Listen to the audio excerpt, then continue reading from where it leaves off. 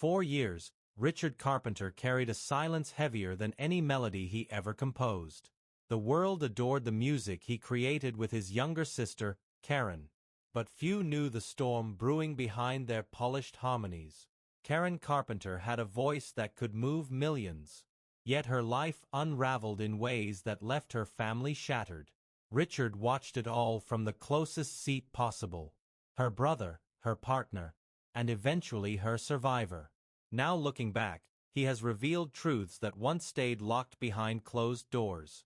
Truths that reshape how we understand the Carpenter's story and the devastating end that followed. Childhood shadows and family divide. Karen Carpenter was born on March 2, 1950 in New Haven, Connecticut at Grace New Haven Hospital. Her older brother, Richard, born in 1946, had already been labeled the prodigy of the family. Richard showed perfect pitch by the time he was 4 and was composing music at 5. Their mother, Agnes, celebrated every detail of Richard's progress, documenting his lessons and praising his talent to anyone who would listen. When it came to Karen, the attention was far different. She was often described as the child who just banged pots and pans in the kitchen. That imbalance became the foundation of Karen's lifelong struggle for approval, especially from her mother. Their father, Harold, worked in printing, earning modest wages that barely covered the family's needs. By 1963, he was earning about $7,200 a year. And when an opportunity arose in California, the Carpenters sold their small Connecticut home for $12,500 and bought a house in Downey for $13,500. The real motivation behind the move was Richard. Agnes believed Los Angeles would give her son the chance to fulfill his destiny in music. In letters to relatives, she wrote about Richard's bright future, but barely mentioned Karen at all. Karen, only 13 when the family relocated, struggled to adjust. She spoke with an East Coast accent that set her apart at Downey High School. She was shy, awkward, and often felt like she didn't belong. But then came the turning point. During a music class, she tried the glockenspiel, but when the drummer of the school band quit, Karen asked to step in. Within minutes, the conductor realized she had a natural gift for rhythm. She mastered patterns in weeks that took others months. By the end of that year, she was already playing complex pieces like Caravan and Malagina. Despite her obvious talent, her mother remained unmoved. Richard was given a $750 Baldwin piano and private lessons. Karen practiced on borrowed drums, never receiving financial support for her music. In her high school diary, she wrote the heartbreaking line, "Mom thinks Richard is Mozart, and I'm just noise." Richard, however, saw something very different. He recognized her rhythm as extraordinary, and in time, her voice would prove even more remarkable. The rise of the Carpenters. In 1965, Richard Carpenter, 19, was arranging jazz while his 15-year-old sister Karen impressed behind the drums. With bassist Wes Jacobs, they formed the Richard Carpenter Trio and won the 1966 Hollywood Bowl Battle of the Bands with Richard's piece Ice-T. RCA gave them studio time, but their jazz sound clashed with the rock era and the group fell apart. Everything changed when Karen casually sang "I'll Be Seeing You." Richard realized her voice was extraordinary, even if she still thought of herself as a drummer who happens to sing. By 1967, they formed Spectrum, focusing on harmonies, though record labels dismissed them as too soft. Still, Richard built arrangements around Karen's contralto, convinced it was their path forward. In 1969, a demo of their slowed, emotional version of Ticket to Ride reached Herb Alpert at A&M Records. Captivated, he signed them on April 22. Karen, only 19, needed her parents to co-sign the contract. Their debut album, Offering, later Ticket to Ride, wasn't a major hit, but showcased Karen's drumming, vocals, and even bass playing. The world was beginning to hear the voice that would soon define a generation. Worldwide fame and the pressure of perfection. The turning point came on July 25, 1970 when the Carpenters released They Long to Be Close to You. Within weeks, it soared to number 1 on the Billboard Hot 100, staying there for 4 consecutive weeks. The siblings, once struggling to find a label, were suddenly household names. The album Close to You followed, reaching number 2 in the United States and number 1 in Canada. Karen was just 20 years old, and her voice was now one of the most recognizable in America. Only months later, they released We've Only Just Begun, a song originally written for a bank commercial by Paul Williams and Roger Nichols. Richard heard potential and persuaded Williams to expand it.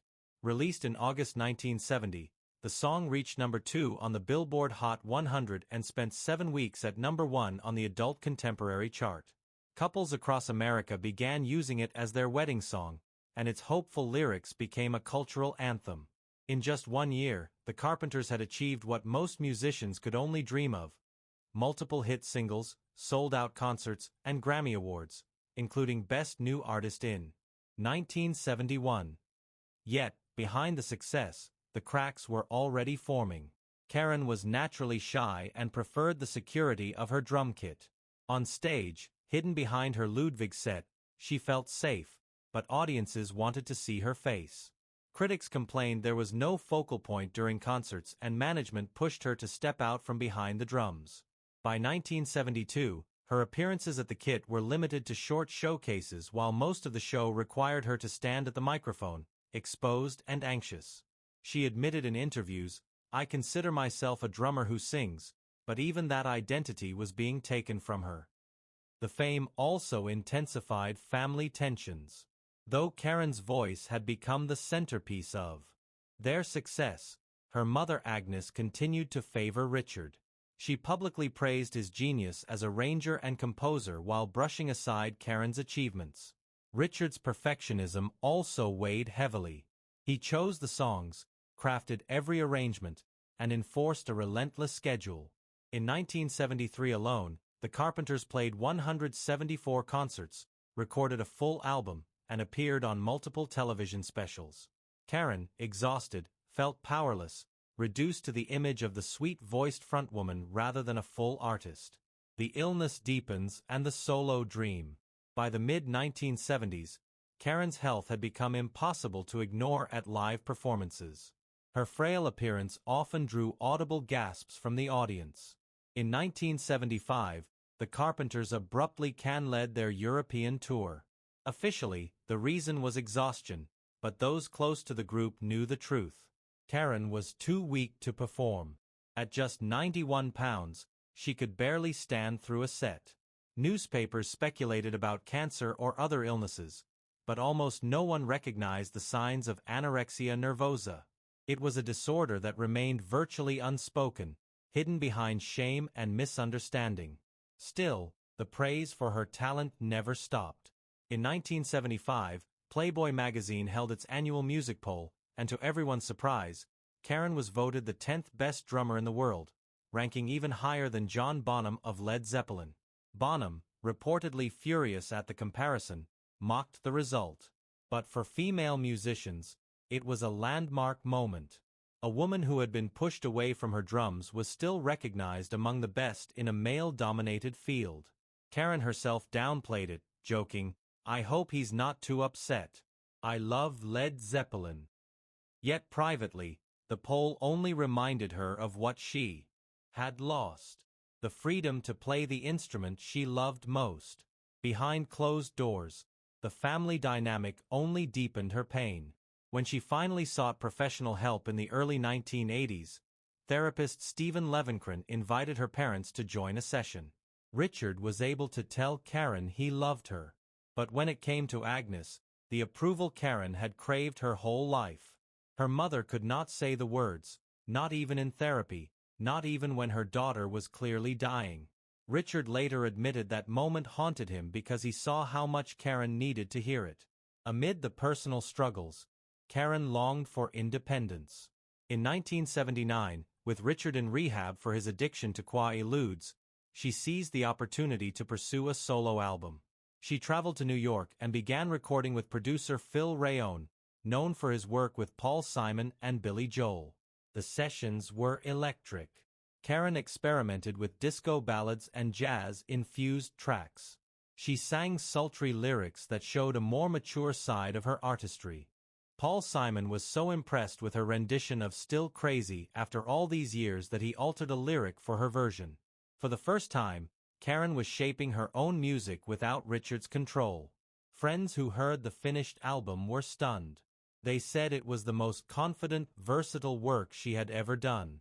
Karen herself was overjoyed. She even considered moving to New York to start fresh, away from the suffocating family dynamics in Downey. But when she played the album for Richard and executives at A&M Records in early 1980, the reaction devastated her.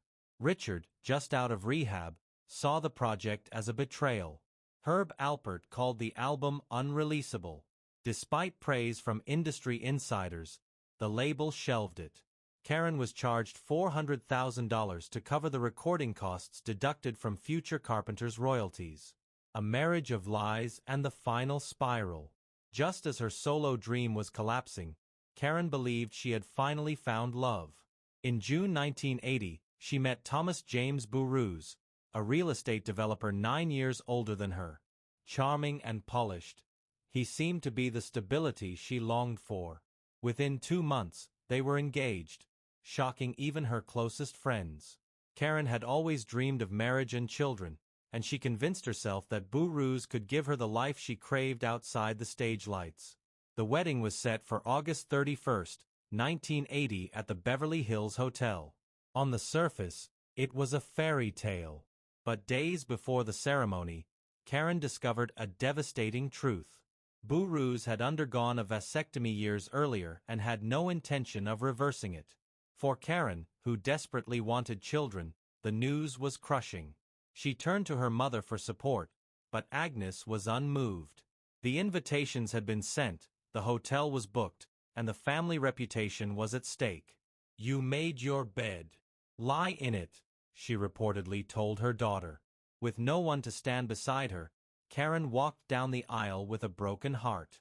The marriage quickly deteriorated.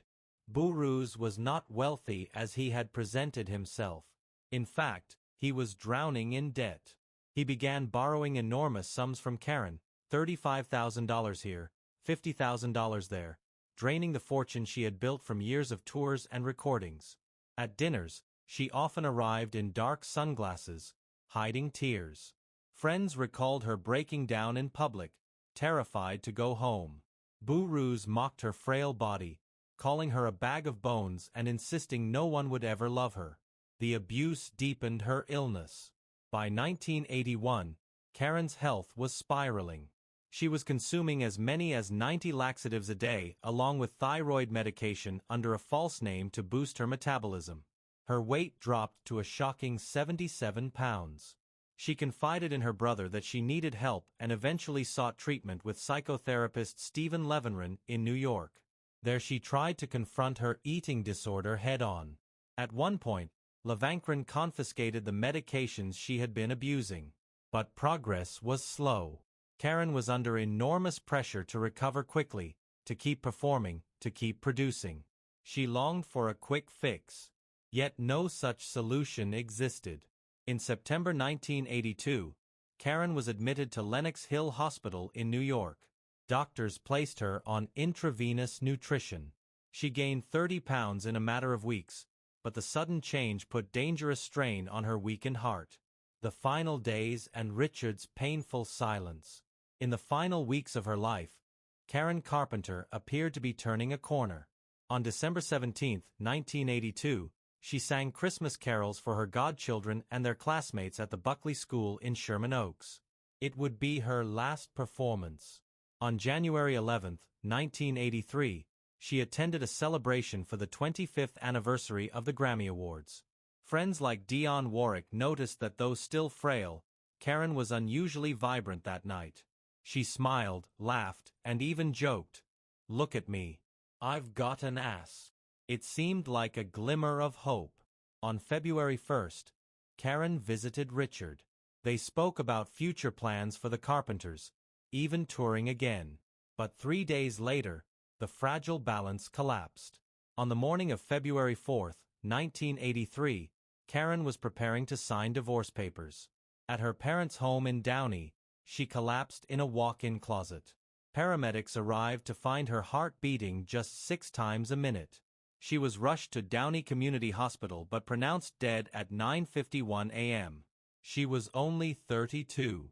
Her funeral, held on February 8 at Downey United Methodist Church, drew nearly 1,000 mourners, including Olivia Newton-John, Petula Clark, and Dionne Warwick.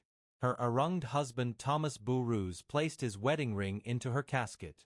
Karen was buried at Forest Lawn Memorial Park in Cypress, California, and later re-entered alongside her parents in Westlake Village.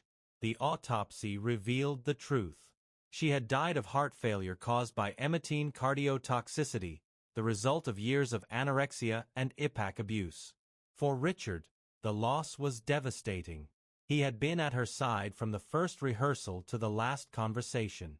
In interviews years later, he admitted he had seen the warning signs but hadn't known how to stop them. He spoke about the therapy session when he told Karen he loved her while their mother could not say the same. He recalled the moments when Karen pushed him to seek help for his addiction even as she refused to acknowledge her own illness. He has said that living without her felt like losing a part of himself. Yet, Richard devoted his life to preserving her legacy. He remastered their recordings, released compilations, and in 1996, finally allowed Karen's solo album to be heard by the public. What she once called "our record with Phil Rayon" became a bittersweet glimpse of what could have been. To this day, her voice remains one of the most beloved in music history, warm, haunting, and unforgettable. But for Richard, every note carries both pride and pain. Behind the harmonies was a sister he couldn't save, and the silence he carried for decades was born of grief too deep for words. Karen Carpenter's music still touches millions. But her real story is far more heartbreaking than the world ever knew. Richard has finally shared the truth, not just about her voice, but about her suffering. What's the Carpenter song that means the most to you? Share it in the comments.